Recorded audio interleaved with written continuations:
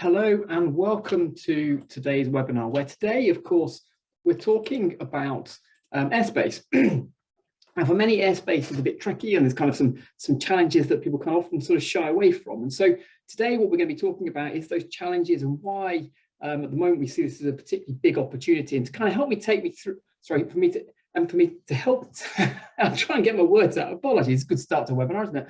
So to help take me through this, I've invited Shaq Baker on to kind of give us a hand with this. Hi, Shaq, how you doing? I'm very well, thank you. All good. Jolly good, jolly good. So those who don't know Shaq, Shaq is an investor developer himself. He kind of focuses on airspace. He's also the an off-site manufacturing contractor as well, a company called Leap, which is kind of going to be, I suspect, quite interesting today too. He's a host of the Watford Pin, and actually he's my top tip for the next James Bond as well. So we'll just see kind of where this takes us today. So it should be a good, interesting session. But just kind of, for those who don't know Shaq, perhaps just kind of get to know you a little bit before we start, Shaq. So I suppose the big question for me is kind of what made you sort of focus on airspace? Kind of why airspace, and kind of why is that interesting for you? Airspace, I think it just because it was so different. I think the way I'm wired, I love anything that's innovative, and I think off-site construction, modern methods of construction, they just lend themselves perfectly to each other. So being able, and living in London, having so much airspace, like roof spaces, to be able to kind of, for me, it's a massive market to tap into. So I thought I need to kind of get my head around it. Yeah, and of course, lots of new PD rights that sort of sit alongside it as well, and lots of opportunities. Clearly, government's kind of keen for us to try and tap into these this area and space above buildings. So exciting. Well, let's jump into it. Let's have a look at kind of jump into some content, shall we, and sort of see what those sort of, I suppose, challenges are, what makes a good site, and kind of some of those practical tips around how we can get some of this stuff to work, if that's all right. Yeah, definitely. So yeah, I just want to say first and foremost, thank you very much to Paul and everybody down at Nimbus. You guys are legends. So I'm very, very, no, seriously. I mean, on my journey, just being able to just coming across Nimbus and sort of getting my head around that kind of really gave me the opportunity to like gain leverage and sort of build myself up. So I'm very delighted to be here because of that. So yeah, I'm here to talk today to you guys about airspace. I've titled it How to Make Money Out of Thin Air, but really I'm here to kind of give you the top keys to success in airspace development. So just a little bit about myself.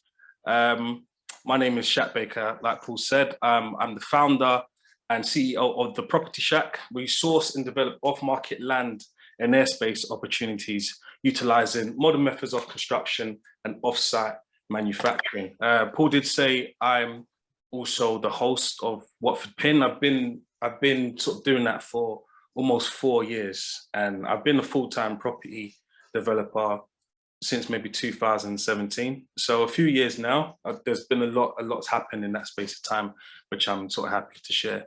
Outside of that, I like pasta and sweets and all sorts of stuff. But anyway, I am also the co-director of Leap Factory. Now, what Leap Factory is, it's an off-site construction company that focuses on, we supply high-performance, eco-friendly, sustainable buildings. Now, we work with self-builders, developers, housing associations, anybody that's looking for a zero-carbon build system. And something that kind of got me into airspace was Leap Factory was actually founded by two Italians. One was an architect, one was an engineer, and they were really passionate about climbing mountains and hiking and stuff. And they built an eco hotel on top of Mount Elbrus in Russia. And I saw this and was blown away. And it made me think, well, if they can do that and it's completely off the grid, then it makes airspace look like candy floss. And that kind of then gave me everything I needed to kind of look at opportunities in different ways, but then also sort of having my own build system allowed me to kind of take things to the next level. So my sort of personal brand for airspace is called Airshacks. We literally, it's just really clean, sort of beautifully designed, eco-friendly and sustainable homes, sort of premium homes. So that's kind of where I focus on my design element for my airspace projects. So why focus on airspace? Why are we here? Airspace is an emerging strategy. And it's one that does have a lot of, there's a lot of confusion, there's a lot of sort of unknowns. So it's still quite wide open, in my opinion. They say there's over 100,000 roofs that are sort of fit for airspace in London alone. So there's a lot of opportunity. I only need a few for myself, and that's a couple of M's. So it's definitely something I encourage everybody to get into. And now I think it's an amazing time to become an SME developer, because it really is down to us to drive innovation forwards and sort of capitalize on sort of some of these niche sectors, stuff like PD, which allows you to kind of buy a site and sort of extend it or build on the roof without going into full planning. So stuff like that for SME developers, I think is perfect. Now, just to kind of touch on something that kind of drives me is I guess with the UK market and our need for stock, that's always something that kind of creates opportunities generally. But we're always under our targets, to be fair. I think on average, maybe by 100,000 units per year. But one thing the government has said that the 5 years up to 2020, that change of use PDRs created over 70,000 homes. So there is a lot of opportunity there. Here's just some sort of information on the housing supply. What I want you to do is focus on the bottom right chart. And what you can see there is as much as we aren't building as many new builds as we were sort of from this, the 60s and the 70s, there's a purple bar, and that one kind of shows that the yellow bar shows that we're not doing as many demolitions, which someone would then think, well, we're not building as many new builds. But the purple bar shows that the change of use has grown significantly. And so again, there's massive opportunity, and the government's really pushing for that.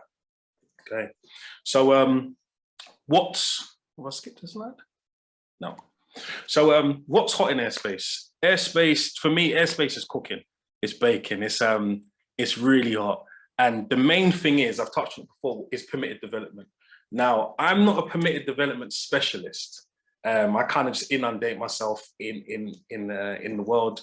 Obviously, I've got a great professional team. I use Nimbus, but essentially what permitted development means, it came into play in sort of 2020, and it's basically planning policies, and just minimize this, planning policies that help us densify communities. Okay, so you can take an existing building that must be a purpose-built block of residential flats between July 1948 and March 2018, and you could basically add a story or two, but they have to be flats. So low-rise residential blocks. You cannot add the story cannot be over 3 meters. It tends to generally have to be the same as the stories, same height as the stories they already have.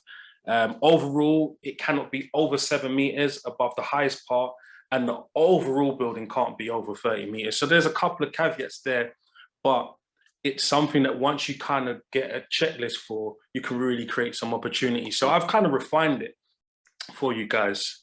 And let me just, next page.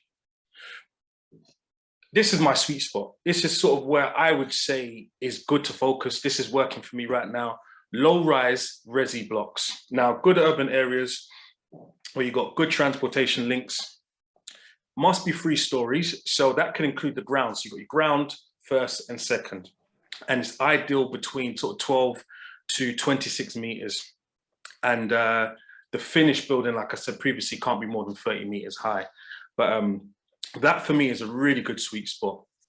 Internally, you're not going to do your story over 3 meters. So you can kind of calculate how high or how many stories you want to go to, whether you're going to use 1 or 2. But reason why I really like blocks is because blocks are often designed with enough support, not always, but often designed with enough support to maintain the additional weight of an off-site manufactured set of residential units.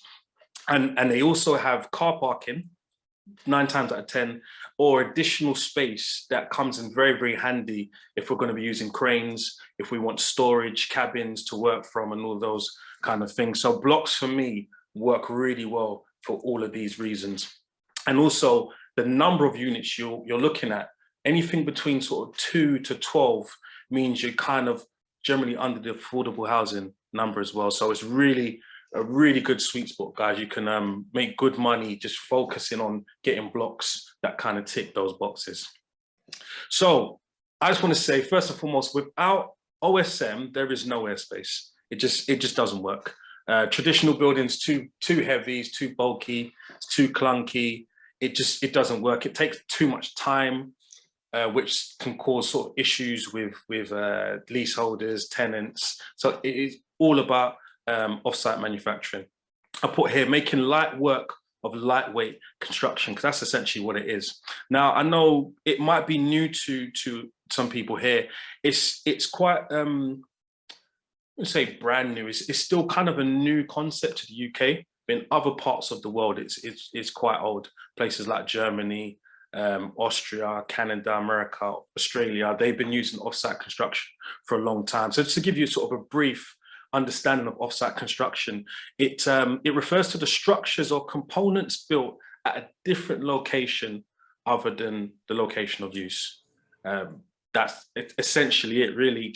And the reason we do that is to improve the quality, the performance, the speed of the development, but at the same time, de-risking the whole construction process. So I think a good way of trying to understand it, because a lot of the time people don't really kind of blows their mind. It used to blow my mind.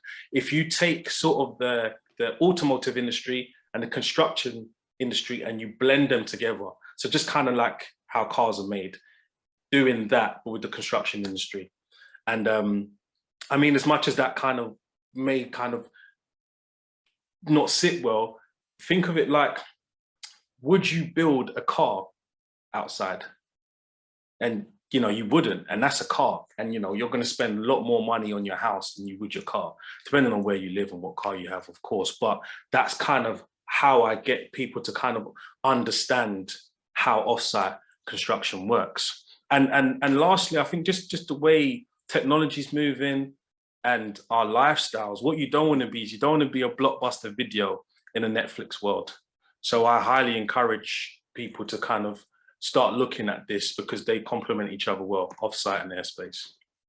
So Shaq, is the reason for kind of offsite being so important is the way in which the speed at which you can build it, the fact that a lot of it's taken off site, and so that you've got fewer trades on the site and this sort of stuff, and kind of when you're in that sort of tight environment of going onto the roofs and stuff, it's kind of helpful in that way, and get the weight down as well. Is that kind of definitely gets to it? You've touched on. There's so many points, to be fair. I think there's I don't think there's any cons. There's mainly pros, like, you know, like you said, personnel, trades, the weight, and most importantly, what we're seeing right now with the way things are going with utility costs, the thermal performance is so much better than traditional. So it's even more sustainable, it's better for the planet. So there's so many reasons why you do want to be focusing on offsite construction. So yeah, thank you, Paul.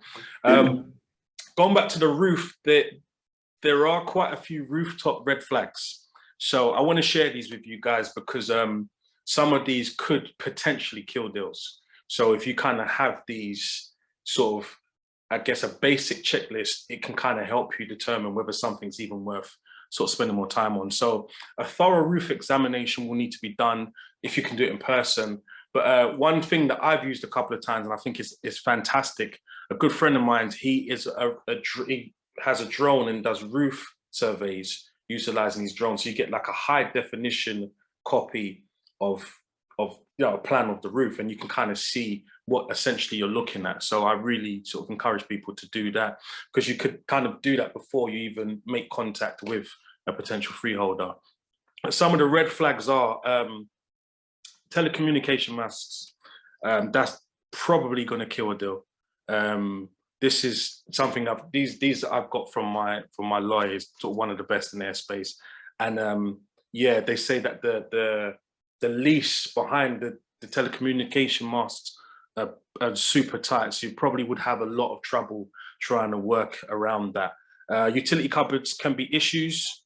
They can be moved, but then you run the risk of cutting off utilities to the current tenants, could cause problems. Materials that kind of show that people may be utilizing the roof. If it's an active roof and people are using it, then that could be an issue. Again, things that would need to be discussed.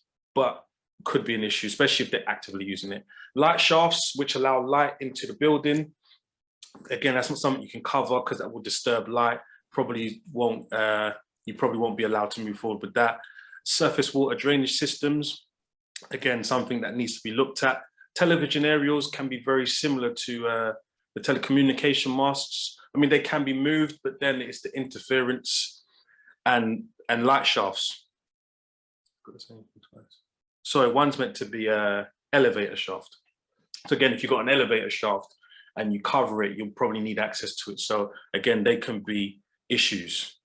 Now, those sort of the 8 main challenges that you're going to find.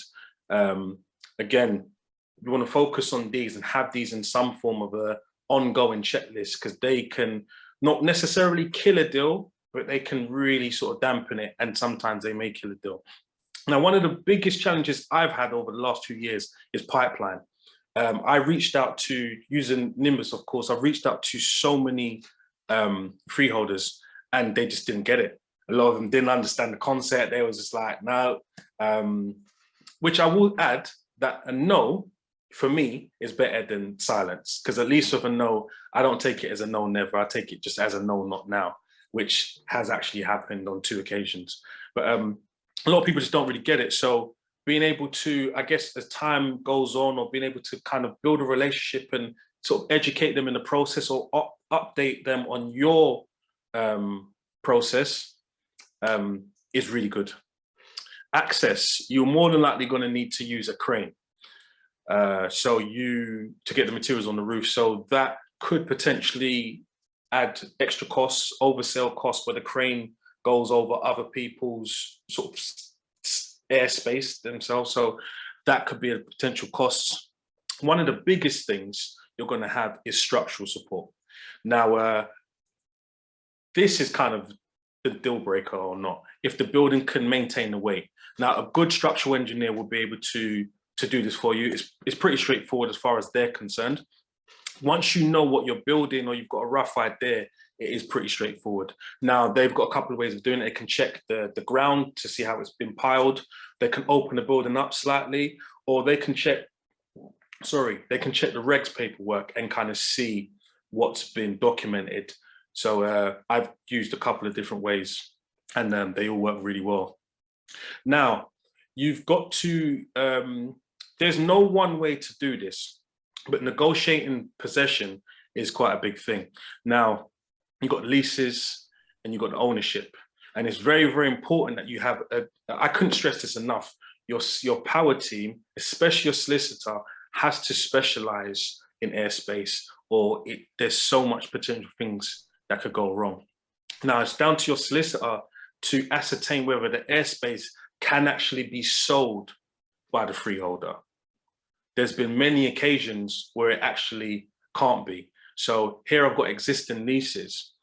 These need to be thoroughly inspected, because you could have, and this has happened on other occasions, where the actual leaseholders themselves, it's in their lease, the roof space, as opposed to the freeholder or the attic space. So there's quite a few gray areas. These things need to be very, very thoroughly looked into, because it can change the game as far as your deal.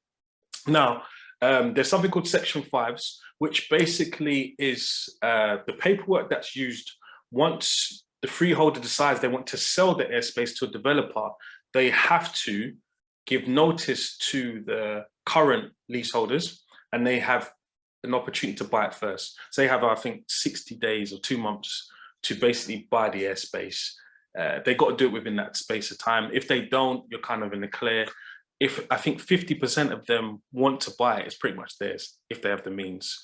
So again, that's something to think about. You have other things like right for light, making sure the development is not going to block light of adjoining properties. And all of these things all kind of come into costs. So as you can see, some of them you may have, some you may not, but you got to understand your build costs, understand the uncertainties, and sort of have a general rule of thumb on where your costs are going to be. And you also have to factor in things like SIL, Section 106. I was looking at a deal sort of a couple of weeks ago, and I put offer in, and they had a ridiculously large seal costs, which kind of made the deal not stack for me. But I didn't see that until I almost went to put an offer in. So you have to really kind of be mindful of the extra costs that you'll have with Airspace. So here's some practical tips on how to make Airspace development work.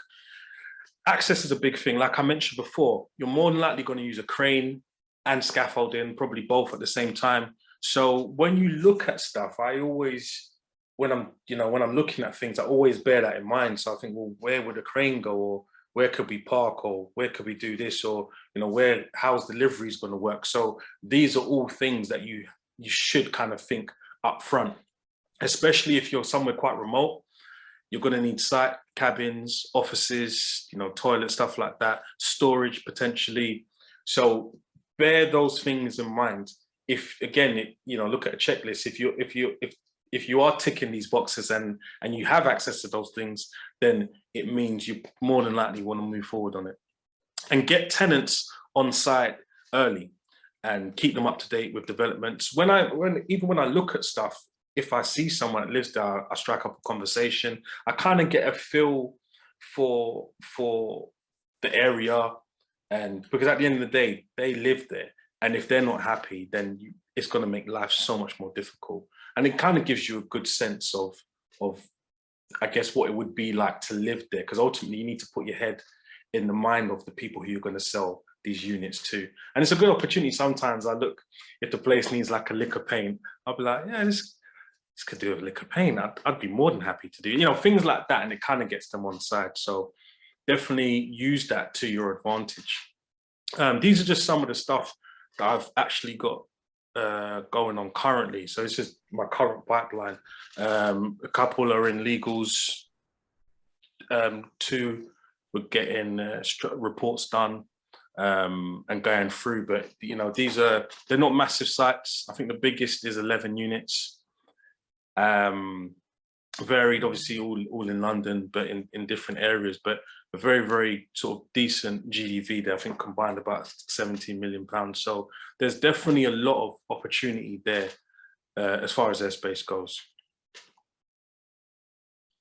This is going to be the first one we're doing. This is the one that's 11 units.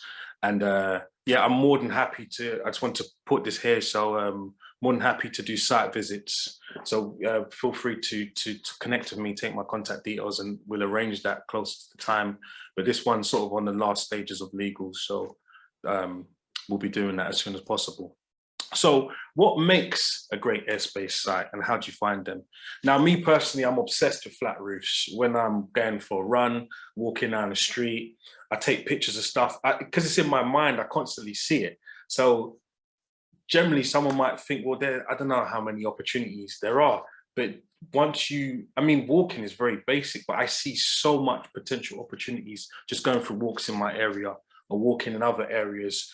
Everywhere I walk, I'm just open to it, and I see stuff all the time. So I take a picture of it, I open it up in maps, I screenshot the address, and I come back to Nimbus and I do my homework. But that's sort of one of the coolest ways. Train rides are amazing. You generally see a lot of roofs when you're on a train.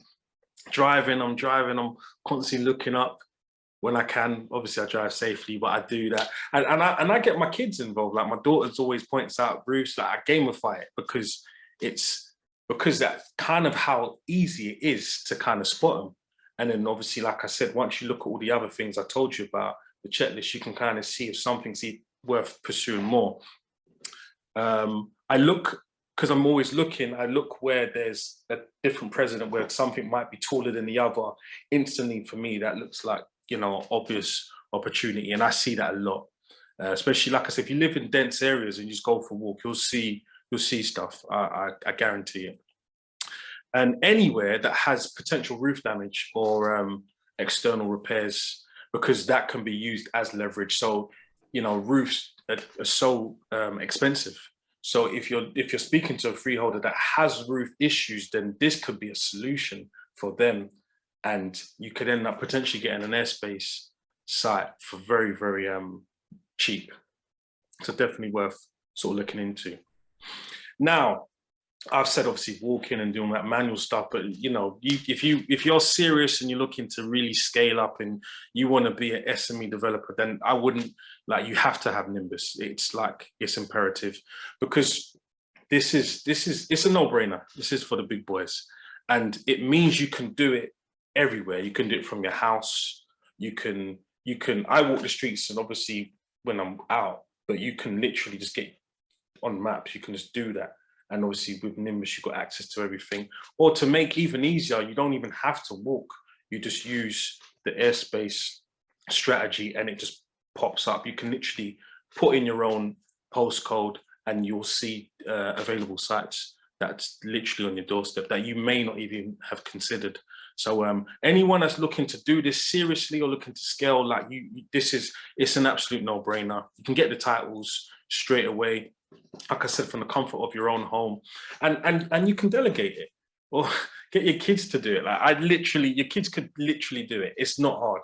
It's not hard at all. Once they kind of know what they're looking for and they understand the way Nimbus is laid out, it kind of has, you know, estimated cost, where it is, estimated number of units. Like it's literally a no-brainer. So definitely anyone that's looking to do this seriously and scale, and I've shown you obviously there are opportunities there, this is definitely the way forwards.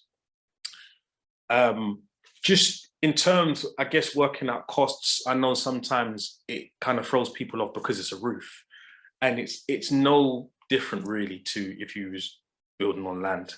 It's only worth the value of what you can build on it. So I don't overcomplicate it. Like I said, fortunately with Nimbus, they kind of work it out for you. The only thing you then need to take into consideration, if there are other things, if you know, your structural costs, movement of chimneys and things like that. So you have to bear that in mind. But the best way to do it is kind of start off with the end, your GDV, your gross development value, like how many units can I get on this and how much would they be worth? So you just use comparables. I just used, you know, normal platforms, Rightmove. We've seen Nimbus has kind of vowels there, but I use Rightmove. I kind of get an understanding of where things are at. Say, for instance, I've got 400K, it says 4 units that are worth 100K each. That's the end value. You look at how much it's going to cost you to build that. You obviously take off your profit as well, and that kind of leaves you with what you're left with, and that's generally, I guess, what the site's worth. Obviously, I always put in super contingencies. I like to sort of underval my GDV, overval my costs. I use rough cost here of sort of 2,200 per square meter, and I have a shipping costs percentage of about 15% and assembly costs of 15. Sorry, shipping of 3%, assembly of 15, and that's kind of what I work to. Give and take. There's obviously room there to maneuver because it all kind of depends on your finish, but that's sort of what I work towards. And then once it looks like it stacks, then I do more groundwork and I don't sort of really go deeper on the numbers. Yeah, just to kind of clarify on that, because I've had some questions in the chat around this. Just that sort of £2,200 a square meter. That's an inside London build cost. For OSM, is it, or for OSM? For OSM, yeah. Yeah, cool. So that's build cost of 2,200 per square meter. Yeah. Inside London, plus sort of 18%, so 15% for assembly and 3% for distribution. Is that right? Yep. Yeah, so and that does include fit as well. Fit out. That does include fit. Right. So that includes all the fiction fits and everything inside. Yeah. That does include fit. Cool. Obviously, it's like I said, your numbers depends on what your spec's going to be, what your fit's going to look like, what goods you're going to have in the home, because obviously all of those things vary massively. But I comfortably use that, and obviously the more I delve deep into the numbers and I want to start speccing it out, then I can kind of notch it up or notch it down. But yeah, the 2.2's kind of where I sort of play at. Cool. So those people like me who are still thinking in old money terms, so kind of £2,200 per square meter is about £2,000 a foot, isn't it? Sorry, £200 a foot rather. And then perhaps add 15% or so, it's kind of £230 a foot. Sounds like the inside London build cost rate. Yeah. And then sort of outside London, we tend to find about 15% discount between the two, really. So 15 to 20, something like that. So maybe outside London, we're perhaps at £200 a foot and 230 inside London. That sort of ballpark, I suspect. There's quite a few questions around that. That would include then the 15% extra that that Shaq's put on, basically £230 a foot inside London and £200 a foot outside. Yeah. That's the question. One of the things I would add to that is generally, you know, I talk to people all the time, so I can build cheaper than that. And the thing is, you can always build cheap, you can always get cheap, you can always but one of the good things with offsite or with this particular build system is it's very high quality. So it's not, you're not matching, you know, you can't match apples and pears basically.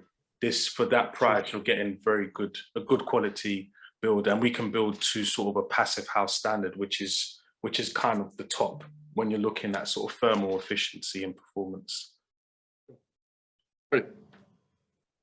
So once I've kind of done my numbers, I've looked at stuff, or I've gone to Nimbus and I've got a list of things, and I want to make them work. This is my acquisition process. This is how I drive forwards and how I make things happen.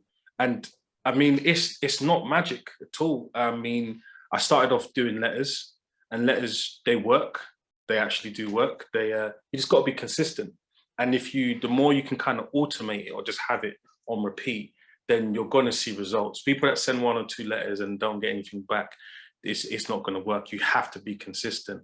But I've done all sorts of things. I've actually gone to properties. Some people, are into that. Some people not so much. But one thing that's worked super well for me is social media. Literally, if I can't find them on LinkedIn, I look for them on Facebook. I've had people respond to me within 5 minutes before on LinkedIn. I've sent them a message, said, look, I've seen the site, blah, blah, blah, blah. And they've messaged me back and said, oh, let's have a conversation.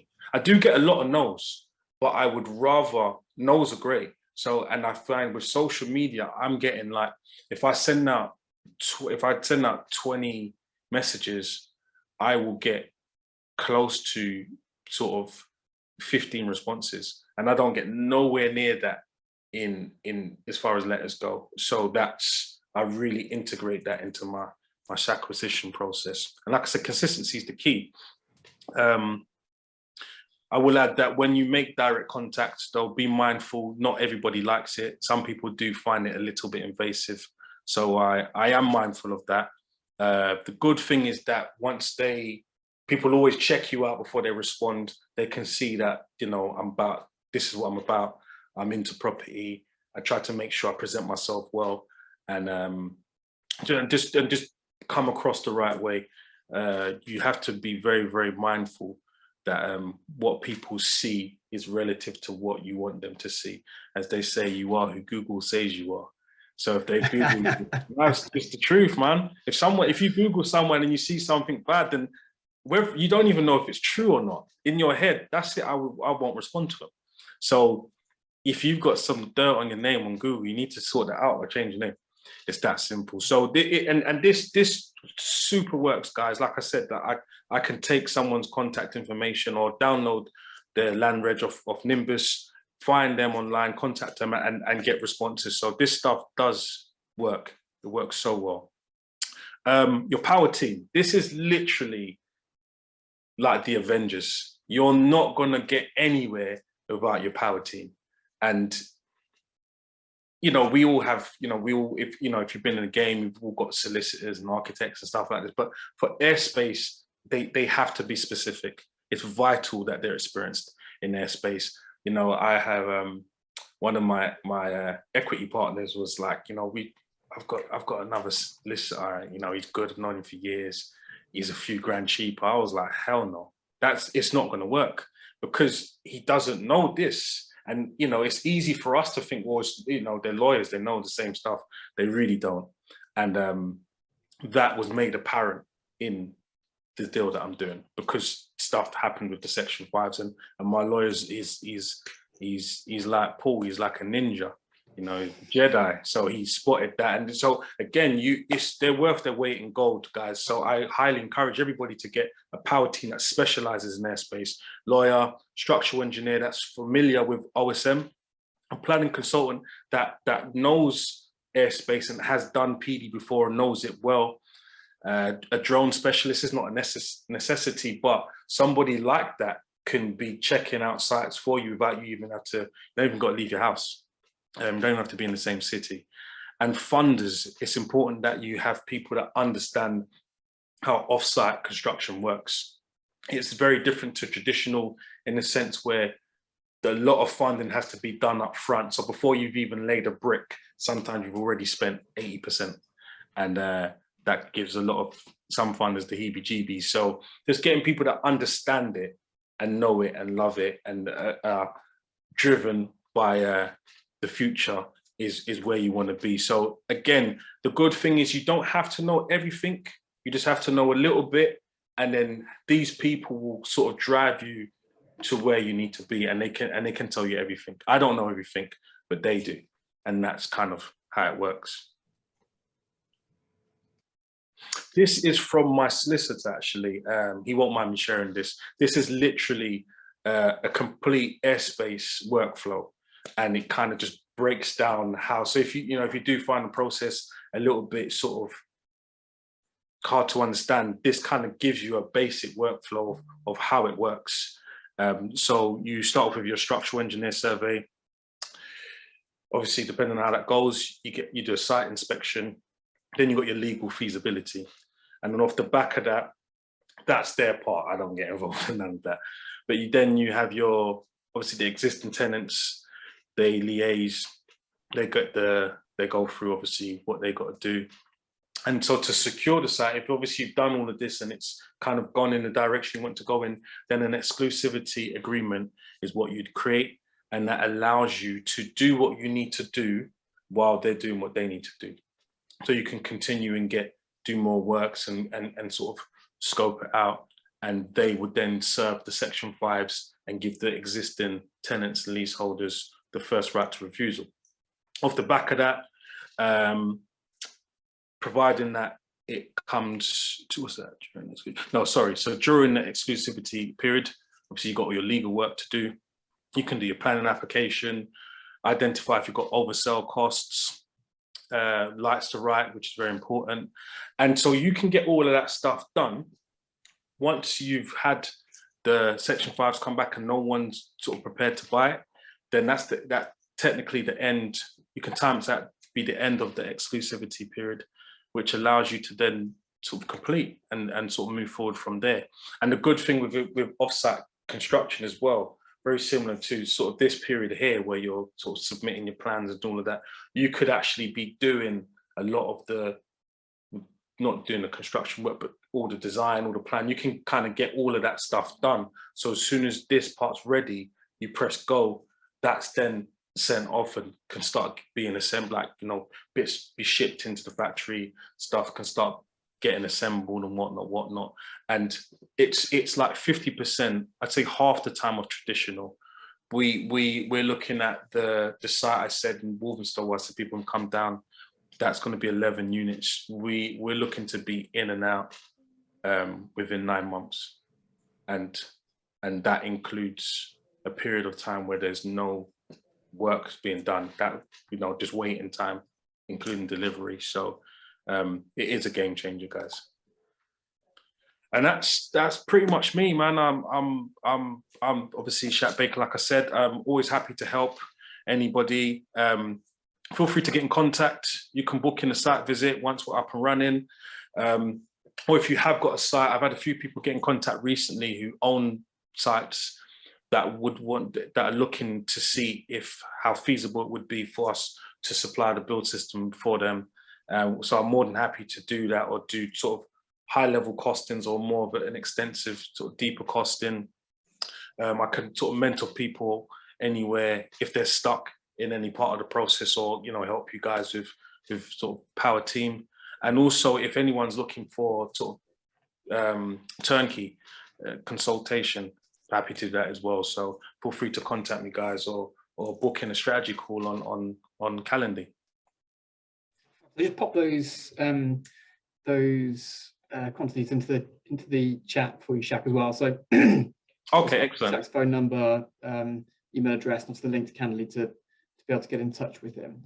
I suppose what I wanted to do just briefly was then just to bring to life perhaps the way we could perhaps try and find some of these opportunities. If your children aren't as well behaved as shacks are, then maybe we need other ways to find rooftop developments in London. And so what I thought I would do is just try to bring that to life a little bit in perhaps a less cheeky way than that maybe. And so, I mean, I'm just going to pick any part of the world really, and I don't know kind of where we want to go. I mean, perhaps if we refer to the audience, if anyone's got a location they'd like me to go and try and find some airspace opportunities, if you want to pop that into the chat for me.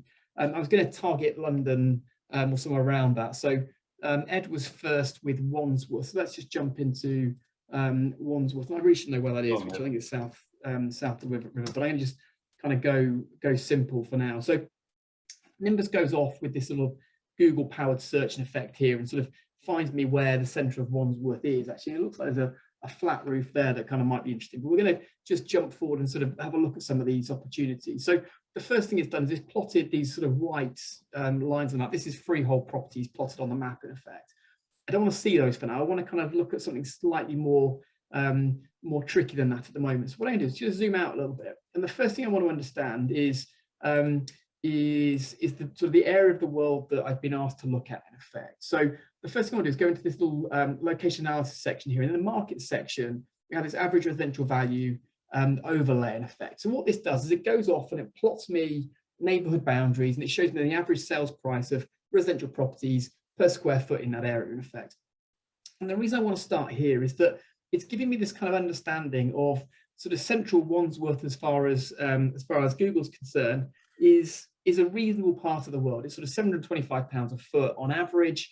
Sort of out to the west, those numbers drop down a little bit. Out to the east, they go higher. Actually, some really kind of much more affluent parts, kind of 20% more expensive areas here out towards Wandsworth Common. I suspect that says just there in effect. So it's giving me that kind of little look of the world. So we'll kind of where are the good areas, where are the bad areas. If I'm going to put a nice quality finish in with some off-site manufactured units on top of a property there, I don't want to be suddenly putting that into the next council estate or something like that. So I want to make sure, as I'm going to sort of bring the sort of specification down. So I want to kind of get that feel first. If I'm going to be doing private housing on top of blocks of flats in effect. So that's my kind of first port of call. The second thing that I want to do then is to move into this thing which Shaq talked about, which are the strategies in effect. So these strategies here, there's sort of a number of these that are relevant to airspace, things like Class ZA. These are the kind of PD rights that underpin these.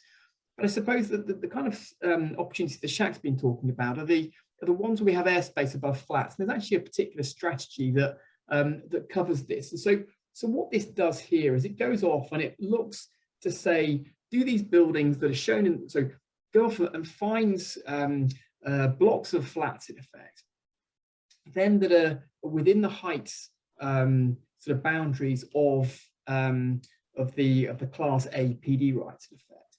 So it's the sort of, there's 3 stories of minimum size, and they're less than, I think it's 26 meters, I think is the maximum size that they can be in effect.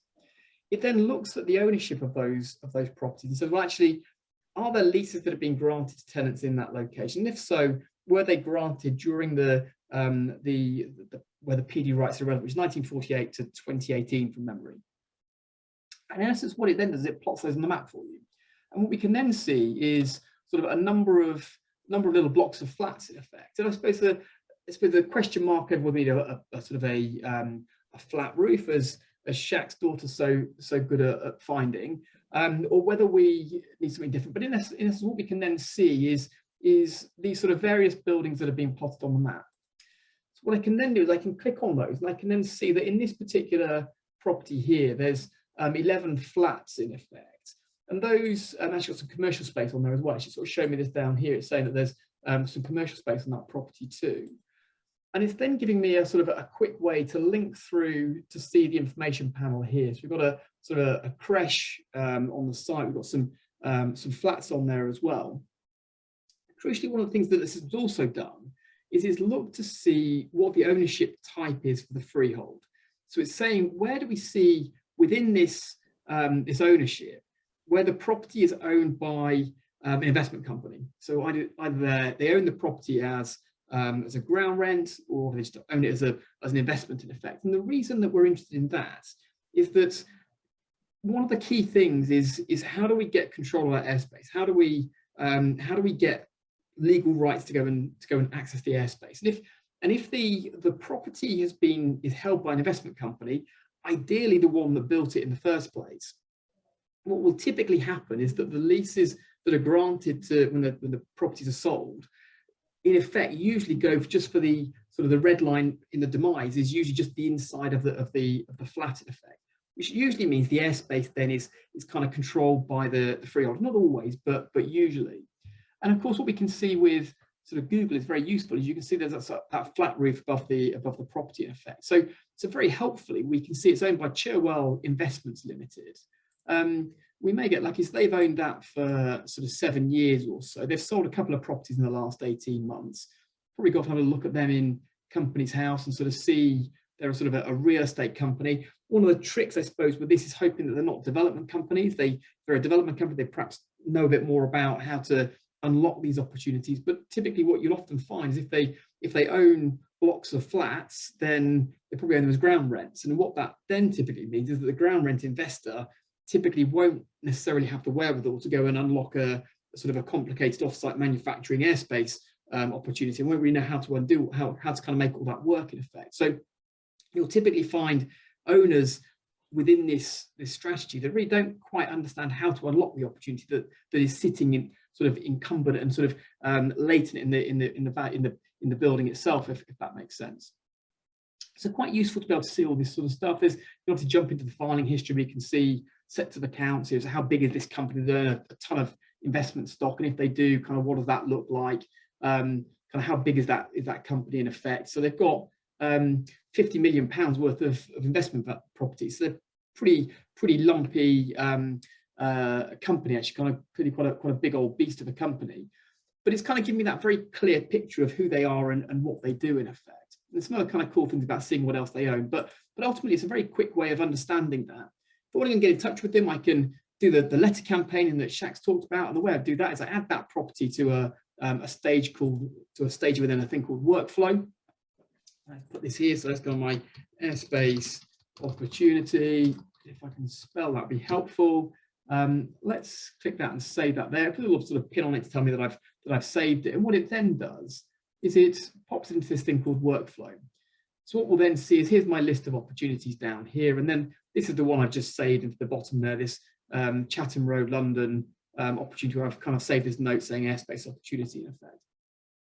What I'll do as part of that is it'll load into here the owner's details, and I can just click this download button in the top right hand corner here. That gives me an Excel file of all the properties that I've saved as I kind of work around the map, so I can then go and send letters out to those owners very quickly.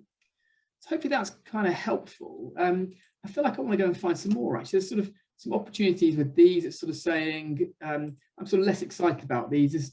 These are the PD rights around Class A allow you to put 2 stories on top of blocks of flats where they're 3 stories or more. And actually, if that's detached blocks of flats, if they're entirely in residential use, if there's commercial on the ground floor, then you can actually do it to terraced and semi-detached buildings as well. But we're going to get very few, there's just kind of a couple of units that are in that property. So I'm sort of less excited about those. So I might just zoom out and just see if we can find a few more opportunities across Wandsworth before we do this, before we sort of move on. Let's have another look around, see what else we can find. There we go, some bigger lumps down here. Let's see what these are. So there's quite a big block there. So 61 units there, built in 1983. Big sales values. It's just purely a residential block that's sat there. And again, this then should also be held by a company as a, there we go, held by a company there as an investment. They owned it since 1987. Interesting, the first property was sold in 1983. So this company has been and bought the ground rent of that particular property. And again, we go and check them out and see who they are. And they're not a development company, they're a support services activities business. So probably not have much idea of kind of what they're doing with that as a general development opportunity, I suppose. So sort of various opportunities like that sort of sit along along this area here in effect. So we sort of save all those into our workflow, send out a load of letters, get some responses from the owners off the back of that. And I suppose the other bit then, just to have a little think about, is sort of the more detailed market analysis. So what we can do here is we can plot sales across the map in effect. So what we really want to see is, well, kind of show me all the flats that have sold across this area that perhaps are, I don't know, 400 square feet to, let's say 800 square feet. So I kind of got a reasonable size flat. I kind of want that leasehold. I'll check the last couple of years. Perhaps I'll index those values up so I know kind of what the that actually is bringing it up to sort of today's value in effect. 2 years ago is quite a while ago, so actually it's going to give me sort of more realistic numbers in effect. And that's then showing me across sort of around this particular block perhaps I'm looking at. Actually on that block there was a property there that sold for £738 a foot. So over here at £900 a foot. And actually this could kind of be interesting as a sort of a model for us, because actually if we can get these kind of higher values, maybe there's some refurbishment works we could do to this building that would drive the values of the existing flats up. So as we're trying to win the hearts and minds of these tenants, albeit in the case of this, they haven't really got much to kind of get in the way of this unless they want to buy the freehold themselves. But if we could do some in Shaq's words, kind of give it a lick of paint on the outside, but maybe there's kind of more fundamental things we can do as part of this plan, then maybe we can prove to them that actually the £738 a foot that typically your property's worth could actually drive up to maybe £950 a foot. And so actually there's a lot of value in kind of the growth in the value of the flats that these people own. If we give it a real kind of refurbishment as part of it, we improve the common parts, we put we give the building a better look and feel as part of the works that are being done to it in effect. So maybe we can kind of win the hearts and minds as part of that journey in effect. So hopefully all that kind of makes sense. We can download that into Excel. We can sort of give ourselves a little boundary and draw around and just understand exactly what properties have sold and download all of that as part of this. The other bit that was kind of interesting me was could we get some hot leads around who the right design team is to kind of help us in this particular location. So I don't know Wandsworth well, and in essence what I was kind of thinking about was sort of, we see on the information down here, information panel down here, that Wandsworth is the council that covers Wandsworth. Well, I guess there's no prizes for guessing that in effect, but in essence what we can then do is have a look across Wandsworth council and just see if we could find perhaps something sort of airspace and airspace development kind of esque, and see whether we can then see which design team then did that work on those particular properties. So what I'm kind of thinking here is that so this is our planning exports. What this does is it allows me to go and select the local authority I want to go and search the planning portal for, and I can then use these various settings here. So here I've got a set of keywords that I can search for, and in airspace development terms, what I typically tend to find is that the word airspace is quite useful. Sometimes people put a space in between the two of those. Often things like roof extension, things like penthouse, often, which I can't spell, in 2 seconds. Things like mansard is often kind of useful words that you would see within the planning applications for airspace development. What I can then do is I can export that into Excel. So it goes off and it looks across Wandsworth Council website, say a planning portal website, to see are there any planning applications that mention those words in effect. And this is going to give me a little list of those here. So what I can hopefully see is that there's some extensions down here, mansard roof extension, there, etc., etc. And this is then showing me the details of all this. Let's see if we can find a number of units here. So maybe that's not necessarily particularly the roof space, but in essence what it's showing us then is then who the sort of the site that the property sat on, who it's owned by here, and then any pricing that they paid for it, and of course then who the agent is that they've used to go and get that planning application in effect. So very quickly I can drill down to find relevant applications around airspace, and then see who the planners are that have submitted those applications in that council that I'm targeting in effect, give me that kind of that key list of designers that I want to go and work with in effect. So hopefully all of that makes sense. Thank you to all for watching. I've been Paul Davis. We've been Nimbus Maps. We'll look forward to seeing you again soon. All the best. Bye for now.